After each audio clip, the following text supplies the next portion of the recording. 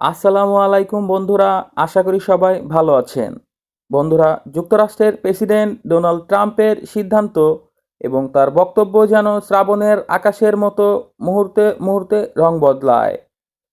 মাত্র একদিন আগেই ট্রাম্প ঘোষণা দিয়েছিলেন, যদি ইরান নির্দিষ্ট সময়ের মধ্যে চুক্তিতে না আসে, তাহলে বুধবার থেকেই ইরানের উপর শক্তিশালী হামলা শুরু হবে।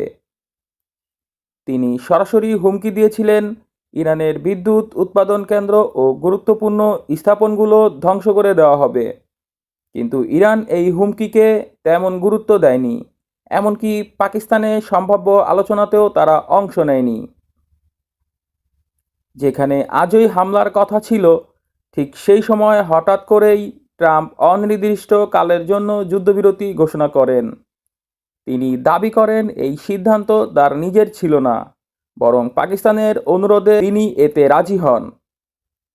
ট্রাম্প বলেন, পাকিস্তান অনুরোধ করেছে, যুদ্ধবিরতি না হলে পরিস্থিতি নিয়ন্ত্রণের বাইরে চলে যাবে। তবে গুরুত্বপূর্ণ বিষয় হলো, এই বিষয়ে পাকিস্তানের পক্ষ থেকে কোনো আনুষ্ঠানিক বক্তব্য দেওয়া হয়নি। এখানে বড় প্রশ্ন হলো, যুদ্ধবিরতি কখনো একতরফা হয় না। ইরানকে জিজ্ঞেস করা হয়েছে কিনা সেটিও পরিষ্কার নয়। অনেক বিশ্লেষকদের মতে, যুক্তরাষ্ট্র নিজের স্বার্থেই এই সিদ্ধান্ত নিয়েছে। ইরান এই ঘোষণা সরাসরি প্রত্যাখ্যান করেছে। তারা বলেছে, এটি একটি প্রতারণামূলক কৌশল। কারণ একদিকে নৌ অবরোধ চালু রাখা, অন্যদিকে যুদ্ধবিরতির কথা বলা, দুটি একসাথে চলতে পারে না। ইরানের গণমাধ্যম তাসনিম নিউজ 4টি সম্ভাব্য কারণ তুলে ধরেছে। 1. ট্রাম্প যুদ্ধক্ষেত্রে চাপে আছেন, তিনি বুঝেছেন যুদ্ধ করে কোনো লাভ হবে না।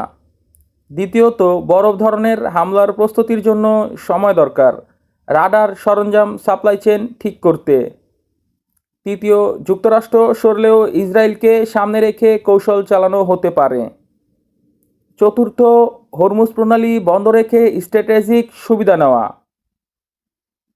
বিশ্লেষকদের মতে, বর্তমানে এই শান্ত অবস্থা আসলে ঝড়ের আগের নীরবতা।